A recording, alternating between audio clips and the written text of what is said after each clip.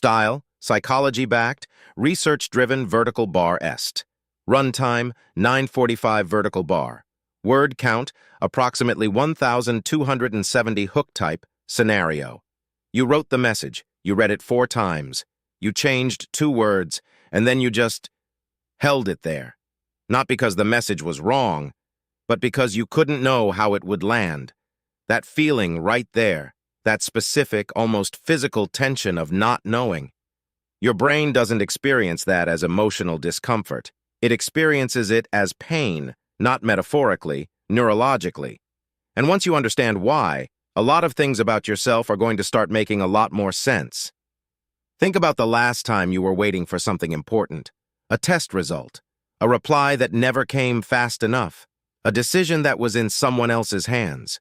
You probably told yourself to just relax, that worrying wouldn't change anything, that you were being irrational. And then you spiraled anyway. You ran every possible scenario. Best case, worst case, the weird middle cases that made no logical sense at 2 a.m. but felt completely plausible. You rehearsed conversations that haven't happened. You prepared for outcomes that might never come. And here's what nobody tells you.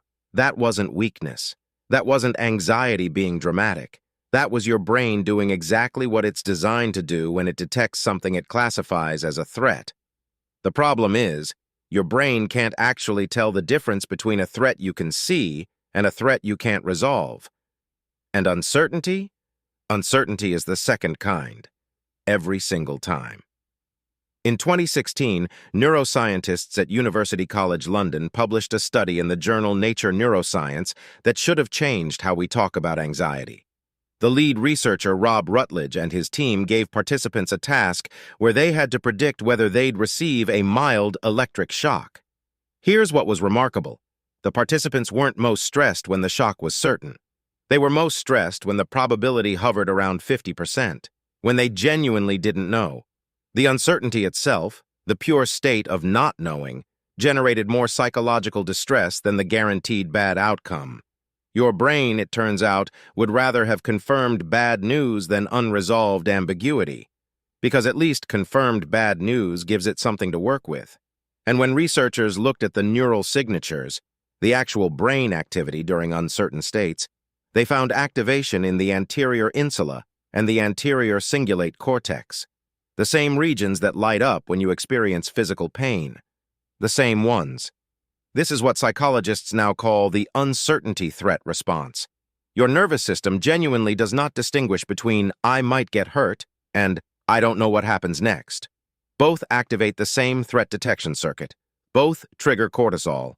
Both put your body in a low-grade state of alarm, which means your overthinking isn't a personality flaw. It's a pain response.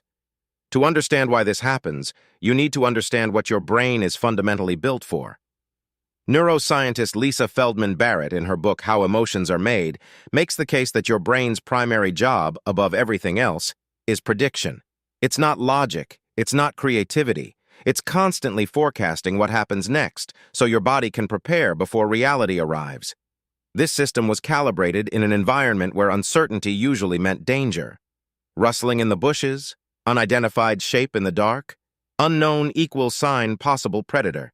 The brains that treated ambiguity as neutral didn't survive long enough to pass that trait on, so we inherited a brain that is exquisitely sensitive to the unresolved. One that fires threat signals not when danger is confirmed, but when danger cannot be ruled out. Psychologist Daniel Kahneman calls this system one thinking, the fast, automatic, survival-oriented processor that runs beneath your awareness. And System 1 has one core rule: ambiguity is suspicious. Fill in the gap, make a prediction, assume the worst if you have to, but do not leave it blank. That's why you invent worst-case scenarios at 2 a.m.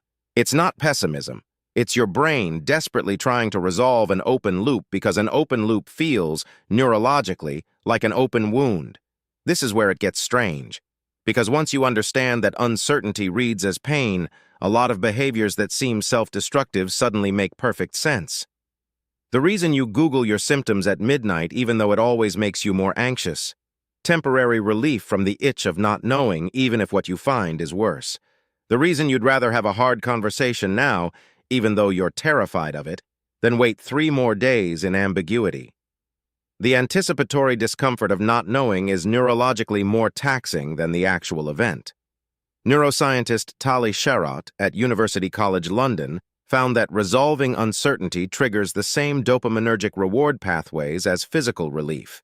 You get a tiny hit of dopamine when you find out, even if the news is bad. This is what some researchers are starting to call certainty addiction. The compulsive need to resolve ambiguity isn't driven by rational curiosity. It's driven by pain relief. You're not anxiously checking your phone because you're weak. You're doing it because your brain is self-medicating. Here's what the research actually offers as a way forward. And it's not just accept uncertainty, which is advice that's about as useful as telling someone to just stop bleeding. Psychologist Michelle Krasky at UCLA has studied anxiety tolerance for decades. Her lab found something counterintuitive in exposure therapy research. The goal isn't to reduce your discomfort with uncertainty. It's to widen your tolerance window, the range of ambiguity you can hold without immediately needing to resolve it. There's a concept in her work she calls inhibitory learning. The brain doesn't actually unlearn fear. It learns new responses that run alongside the old ones. And the way you build that new response is through graduated exposure to unresolved states. In plain language, every time you resist the urge to check, to clarify, to Google, to send the follow-up message, and nothing terrible happens, you're writing new code. You're teaching your anterior insula that ambiguity doesn't always mean danger. Not comfortable, not neutral, just survivable. And over time, survivable becomes manageable. And manageable changes everything. Here's what I want you to sit with. You have spent years, believing that your overthinking, your need for reassurance, your inability to just let things be was evidence of some fundamental flaw in how you're wired. But what you actually have is a nervous system doing its job too well. A threat detection system so finely tuned that it treats the absence of information as a signal worth taking seriously. That's not weakness. In the actual world this brain evolved for, that sensitivity kept people alive. The problem isn't that you feel pain when things are uncertain. The problem is that nobody told you that's what was happening. So you added a second layer of suffering on top of it. The suffering of thinking something was wrong with you. There wasn't. There isn't. Your brain was just trying to protect you from a predator that never showed up. So here's the one thing you can do today. Pick one unresolved thing. A message you're waiting on, a decision that's pending, a situation with no answer yet, and set a specific time to think about it. Not now, not at 2 a.m. Write down, I'll think about this Thursday at 7 p.m. What you're doing is giving your brain a future resolution point. Research from psychologist Cian Baylock shows that writing down a worry, specifically with a future processing time, significantly reduces the working memory load it creates.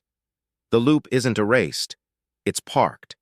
And parking it is how you start building the tolerance window your brain never got the chance to develop. You're not fighting your brain, you're just finally learning its language. If this gave you a word for something you've felt for a long time, share it with someone who needs the same. And if you want to go deeper on the neuroscience of how your brain creates the stories it tells you, that video is right here. Key emotional arc. From shame about overthinking, relief at biological explanation, quiet empowerment through a concrete, doable tool, thumbnail concept, clean, high-contrast split. Left side shows a calm face, right side shows the same face with a fractured glitch effect. Clinical but emotionally striking. Dark background, single warm light source. Thumbnail text, your brain is in pain.